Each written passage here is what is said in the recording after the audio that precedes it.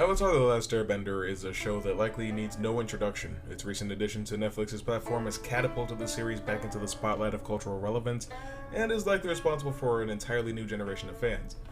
As such, there's much discussion about many different elements of the show, ranging from Zuko's character arc, or the importance of friendship, or how PTSD is portrayed, which I'll admit are all very maturely executed for a children's cartoon show on Nickelodeon, the same channel that aired SpongeBob and Fairly Odd Parents.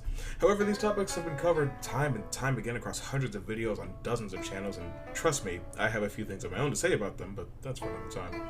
Now, many people will say that the third season of the show is the best, possibly off of the strength of the finale alone, and while I understand where people have arrived at that conclusion, I would respectfully beg to differ. I think the book 2 was a superior season. So much is explored, so many elements are added to the show, and not a single moment feels out of place or wasted. I'd like to see if I could change your mind and show you that Book 2 may well be the best season of television I've ever seen. Firstly, we have the teaser premiere, the Avatar State. This is possibly the most loaded episode in the entire series, and I by no means call it that as a slight. This episode had much to accomplish. It had to establish where our heroes were in their development following the previous finale of the Northern Water Tribe, and it had to do much of the same for Prince Zuko and General Iroh, now both excommunicado from the Fire Nation. Of course, Iroh is seen as a traitor for turning on Admiral Zhao in efforts of protecting the Moon Spirit, and Zuko is nothing more than a failure who couldn't capture the Avatar when there was nothing standing in his way. Lastly, it had to set the stage for what the rest of the season would primarily focus on, which I will get to in just one moment. The core plot of the episode is that Team Avatar is to rendezvous with General Feng in the Earth Kingdom and be escorted to Omashu so that Aang can learn earthbending from Bumi. This also establishes that a significant amount of time has passed since Season 1, seeing that Aang is already preparing to take on a new element. He must be pretty far along in his waterbending. However, General Feng has heard of Aang's feats and thinks that if he can control the Avatar State, he can defeat Fire Lord Ozai here and now. After a good amount of effort, Feng resorts to attacking Aang and threatening Katara's life. This, of course, gets the result he wants, and Aang awakens the Avatar State. We also learned from Avatar Roku that if the Avatar dies while in the Avatar State, the cycle will be broken and the Avatar will not be reborn. Adversely, Zuko's sister Azula tracks Zuko and Iroh down, telling them that Ozai wants them home forthwith. Of course, this turns out to be a lie, and they are really returned to the Fire Nation and imprisoned.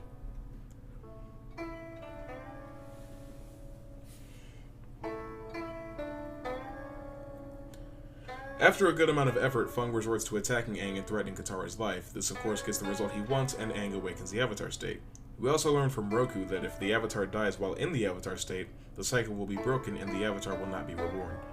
Adversely, Zuko's sister Azula tracks Zuko and Iroh down, telling them that Fire Lord Ozai wants them home forthwith. Of course, this turns out to be a lie, and they are really to be returned home to the Fire Nation and imprisoned.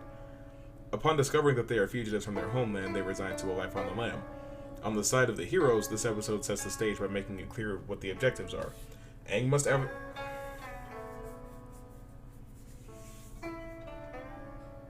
master the Avatar State, find an earthbending teacher, and focus more heavily on developing a strategy to defeat the Fire Lord. This is already a cut above the previous season, as the only tangible goal therein was to reach the Northern Water Tribe so Aang could be instructed by a master waterbender. It also introduces the idea that there are evil earthbenders, or at the very least some who can't be trusted. Which is interesting because up until now we assumed that the whole world was united against the Fire Nation. The stakes are also high, as his goal to master the Avatar State could result in the death of the Avatar cycle. Lastly, the introduction of a new ancillary antagonist to replace Zhao in the form of Princess Azula was a brilliant move. And by connecting her so closely to Zuko, you guarantee that not only will Azula play a large role in both his and Aang's lives, but at some point in the season, inevitably, their destinies will intertwine. I did tell you that episode was loaded. Don't worry, I'm not going to be going that in-depth for the rest of the episodes in the season, only highlighting important things that take place. After this, Aang returns to Omashu, only to find that it's been occupied by the Fire Nation. He sets out to find Bumi and free him. He's then told that his earthbending teacher will be someone who waits for the right moment to strike. This not only foreshadows Toph expertly, but it also teaches Aang that he must exercise patience and care in his journey if he's to be successful. On the other side of things, Iroh and Zuko are continuing their lives as commoners, and Iroh tries to teach him to find joy in the simpler elements of life. Zuko, of course, fails to see this side of things and decides to begin traveling on his own, leading to the most important episode in Zuko's development, Zuko Alone. This episode is the first time that you can see Zuko for who he is. When combining the recently learned information about his backstory and how he was emotionally manipulated by his younger sister, you come to see that he isn't a bad guy. He's just hurt and angry. Years of emotional abuse, and some physical, has twisted his view on the world, and he's attached his worth to his honor. and his honor to the Avatar. His father banished him to a destiny chasing a wild goose. Ozai couldn't have known that the Avatar was out there to be found, but Zuko didn't realize this, and instead of seeing his father as the monster he was, he saw him as the only one who could restore his life to what it used to be. Back with the heroes, Toph is introduced to the show shortly before this, and makes for not only an interesting, never-before-seen character type, but also is the best possible earthbending teacher Aang could have asked for. Not only does she practice Bumi's neutral Jing perfectly, but she acts as the earth itself, something stubborn that won't be moved unless you move it forcefully, which is a lesson Aang struggles greatly with when learning earthbending, as not only is it different from the freely moving, relaxed philosophy regarding waterbending, but it's a hard counter to how the monks taught him over 100 years ago.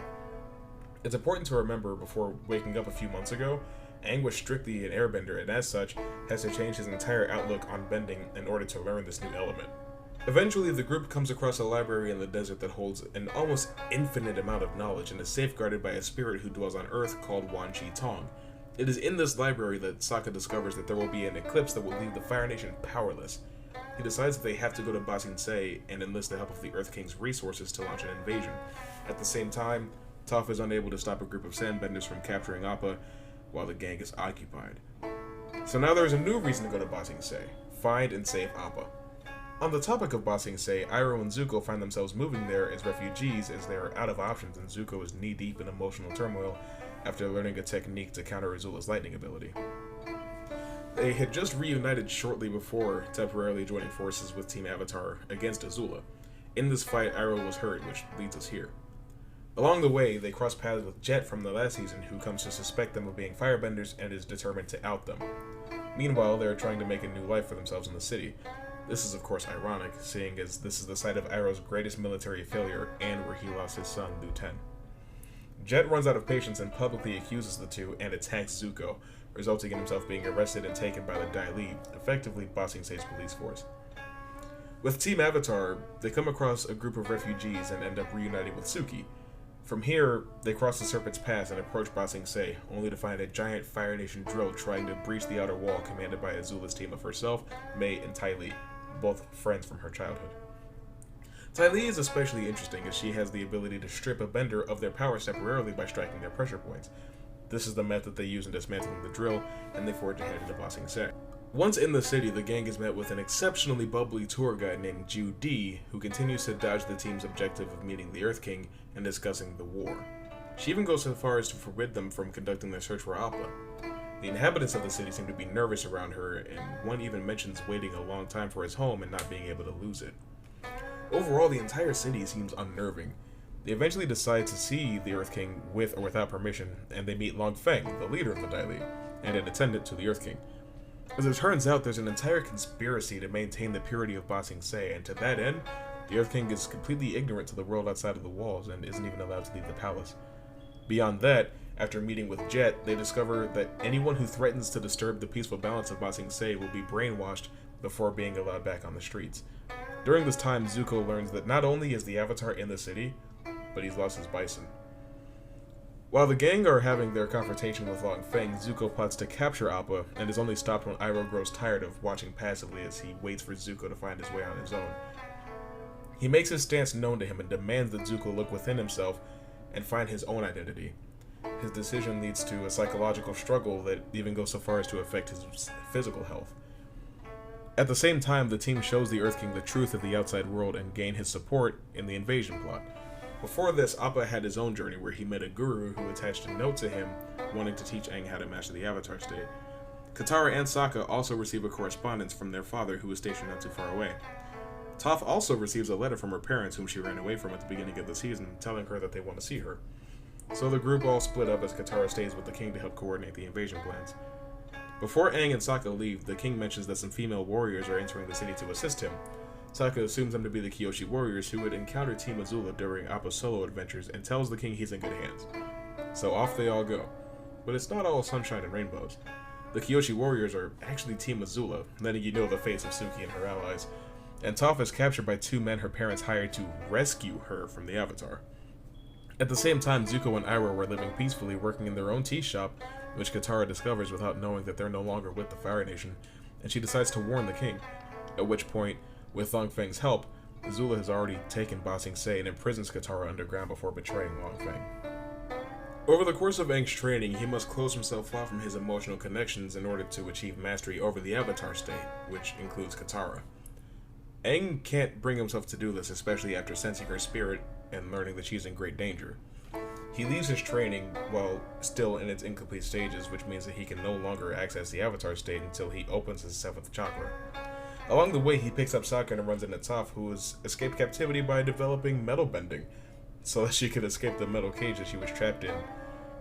In the city, Azula tricks Iroh and Zuko into thinking they are serving tea to the Earth King and captures them before tossing Zuko into the same prison as Katara, where the two of them learn more about one another. Even the fact that the Fire Nation is responsible for neither of them having their mothers in their lives. It even begins to seem that Zuko may have had a total change of heart and will help Team Avatar face Azula in the end. However, Azula manipulates him yet again by dangling the prize of his honor in front of him, and he makes a critical mistake and helps Azula remove Aang from the picture, resulting in him being struck by her lightning after finally achieving the Avatar state intentionally by cutting off his emotional connection. This attack literally kills Aang, and Katara must use water from the Spirit Oasis in the North Pole to bring him back, which she initially considered using to fix Zuko's scar.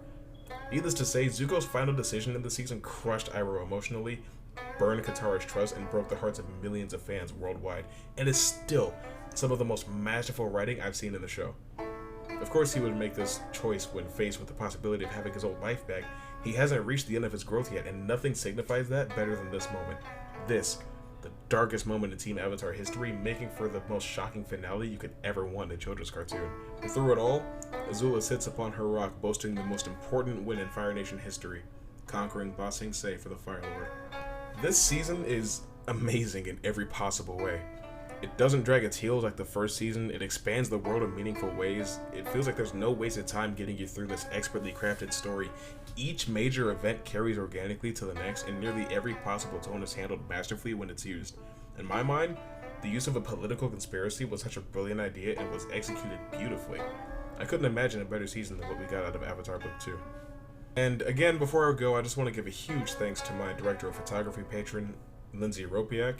If you want to help support the channel in a way that you haven't yet, then my Patreon link will be in the description, and you can literally kick in any amount of money, and it'll give you access to the Discord, and you'll get your name said at the end of a video.